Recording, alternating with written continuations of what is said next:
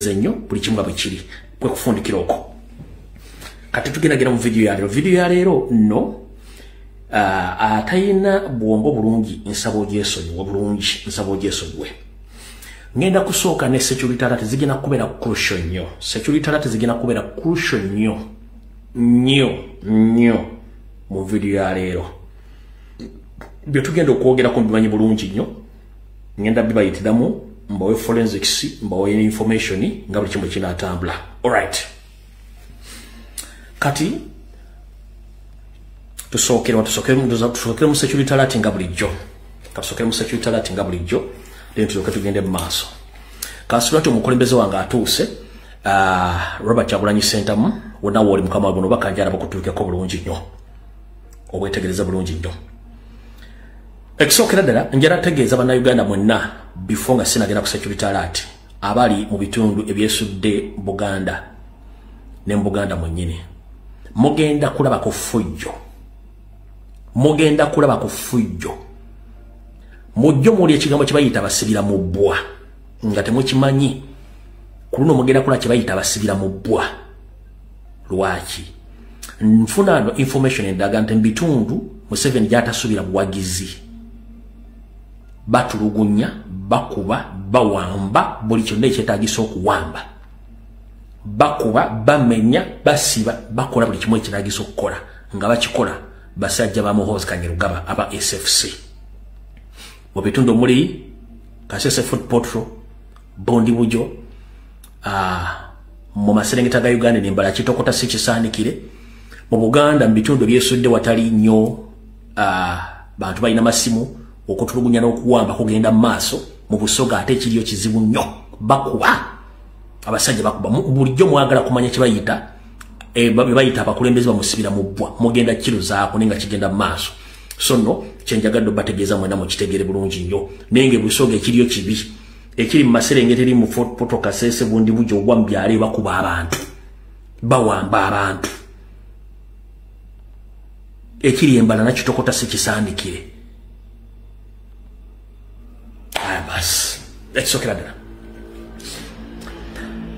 kansoke nzomanyi nabagamba ndi musajja wanjawulo nnyo. Munnayuganda nsigala ndi munnayuganda ate sikyusa kuba yensi gye nvaamu. Mukulu Ssewanyana nannyini bwino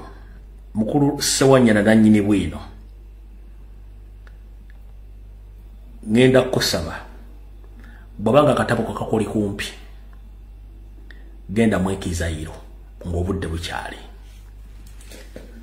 Ssewanyana passport ebe kuli kumpi genda mwekizayiro ng'obudde bukyali. Bw'otagenda mwekizayiro ogenda kufundira mu kkomera ate oyinza obutavaayo ng'oli mulamu. Kano bajjaka kusaliramu.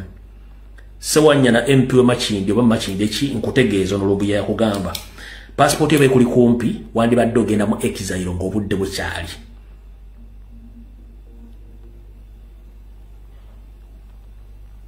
Nkiddamu Ssewanyana nannyini bwino gubaakwata ne Honorable Segirinya ng'ogbo passport ebe kuli kumpi ng'osobola okuyita ku border yonna eya Uganda fuluma eggwanga eryo ng'obudde bukyali. Bw'otafuluma ne bakwata Ssewanyana toliddamu kulabikako. Oyinza okufundira mu kkomera oba n'ofiirayo nga Segirinya bwe yafa.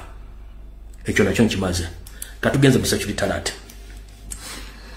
Mr. President Robert Kyagulanyi Ssentamu ndi wano okutegeeza ebigambo bino obiwulire nga biyita mu byokwerinda bangambye nkutegeeze ebigambo bino bitegere bulungi nnyo. Ekisokera ddala bangambye nkutegeeze nti mu buli kintu ky'okola nga tugenda mu kalulu akajja beera mwetegefu nti ogenda sanga emiziziko eminene nnyo n'obutakukkiriza okukuuta kadingidi kaakusaba bululu mu bitundu bisinga eby'eggwanga. Ekyo Muhoozi yakikoze ne kitaawe ne ttiimu ye yonna gye bagenda okuteekateeka kuba enteeketeeke. Eno security alert. Mr. President wonna wooli njagadde nkutegeeze nti fuba okulaba nga weeteekateeka Muhoozi Kanyerugaba Diddiggi batudde ne bategeeza nti baba tebanatuukiriza nkola yaabwe bayinza obutakukkiriza genda campaign nga bitundu bisinga obungi by'eggwanga bagenda kulemesa.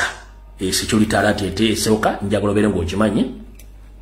Eyokubiri Dere Drinking General Tulevu Tuswigiri era yategezezza nti essaawa yonna yandiyagala okukwata ngera bwe nali mbyogedde omwezi oguwedde naye ng'agamba nti ayinza okukwata wakati mu kalulu nga kengedde obanga mulimu okuba campaign n'akukwata ekyo nakyo beera ng'okimanyi lwaki ayagala kukwata in the middle of campaign kubanga akimanyi bibagoba bikyalimu obuzibuzibu bitya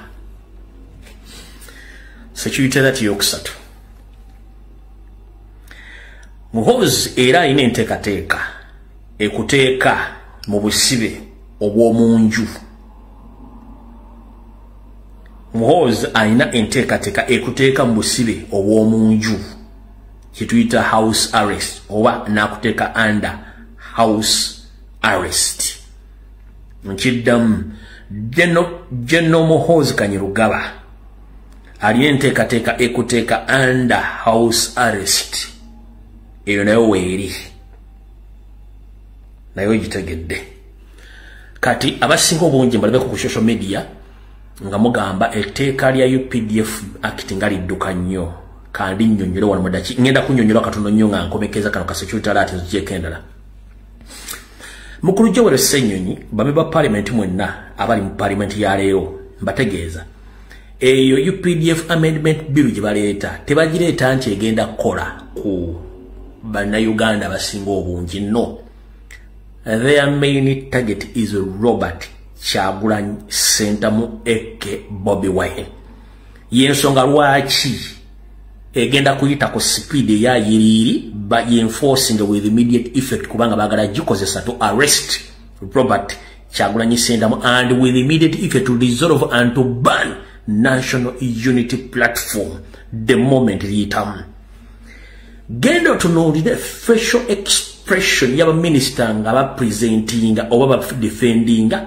otunule body language ne facial expression ya Nabatulege Anita Amongi gyakamingamu abantu down n'engeri gyaba blocking obutayogera ku nsonga eyo kikuwa ekinyusi kyenkugamba what they are planning kubanga bakimanyi ekyo nakyo njagadde okitegere Mr. President mukulu Joel Ssenyonyi tebakubuzaabuza etteeka balisindiikiriza tuleme kutuuka mu gwa musanvu nga teriise kubanga baagala kukwata president n'ekibiina bakibaningire with immediate effect that is the cause tekiriko mbalina kye bagenda okikozesa ekirala batagetinga president ekyo nakyo nkimaze alright tugenze ku namba 4 mukulu Mr. President jala kutegeeza nti nga bwe twakutegeeza nti ekitongole ekiramuzi ekya Judicial Commission era nga akikulira ndowooza oba akulira oludda olulamuzi lwonna ekiwayi ky'obulamuzi